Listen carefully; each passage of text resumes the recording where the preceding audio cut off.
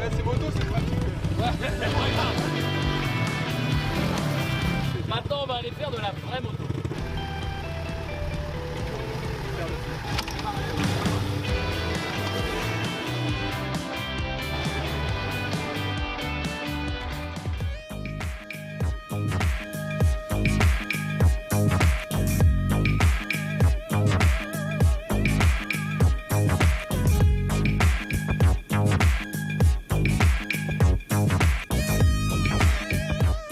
Le Kymco X-Stone 125 arrive en 2016 pour assurer la relève de l'emblématique Ding Street. Le design et l'adaptation au marché européen tiennent une place de plus en plus importante dans le développement des produits, et cela se voit. Le X-Stone arrive en France dans sa version 125 uniquement pour le moment. On a vraiment de la réactivité à bas régime. C'est pas non plus un foudre de guerre, mais on décolle vraiment bien au feu. Et surtout, ce qui est intéressant, c'est qu'on conserve cette disponibilité sur toute la plage de régime. Même en reprise à 90 sur l'autoroute, il ne vous laissera pas tomber pour dépasser un camion. Donc ça, c'est vraiment chouette. Et ce moteur, eh bien, il vous emmène sur voie rapide jusqu'à 105 km/h chrono. Il a un super rayon de braquage. On se faufile sans souci entre les voitures. Donc voilà, c'est ce gabarit à la fois conséquent, valorisant, mais qui conserve une bonne maniabilité, avec un poids bien réparti.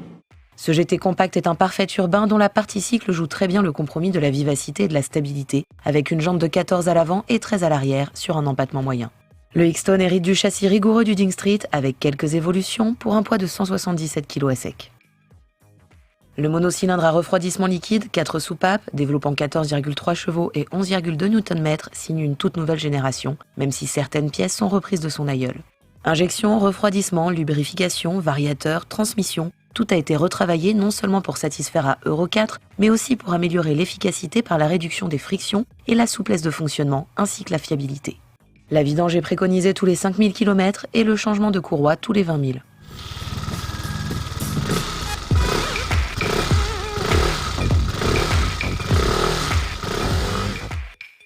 Depuis le Downtown, lancé en 2015, Kymco monte en gamme et soigne sa signature visuelle.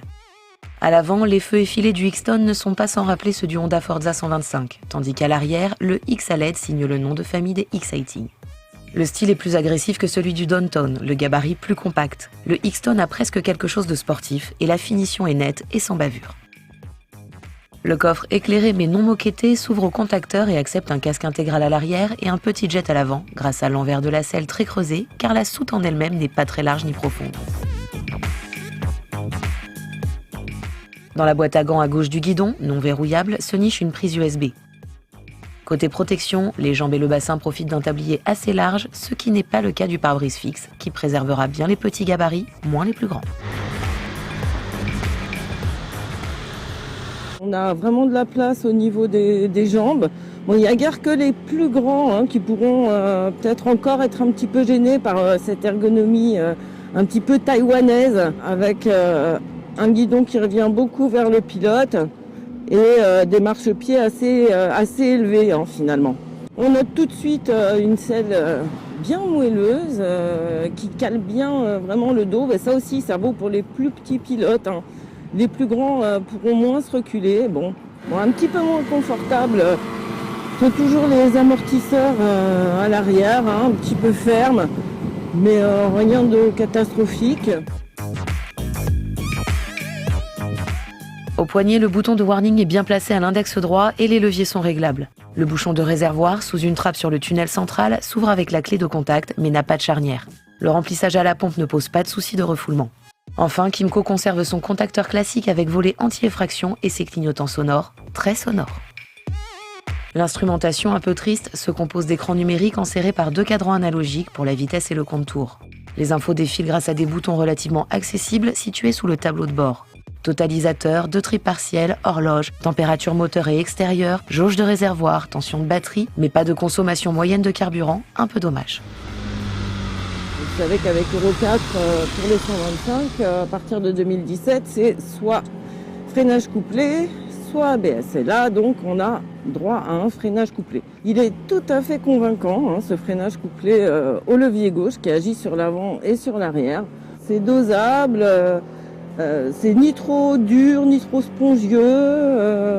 La puissance est là, c'est progressif, en même temps suffisamment mordant. Pour la ville, c'est vraiment parfait et il reste très stable aussi sur l'autoroute. Donc il est finalement très polyvalent ce X-Town.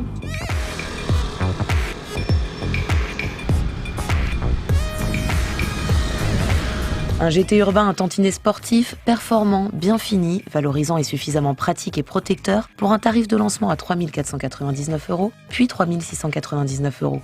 Le X-Town remplace avec brio le Ding Street, à tel point que l'on se demande même s'il ne pourrait pas faire de l'ombre au leader du segment.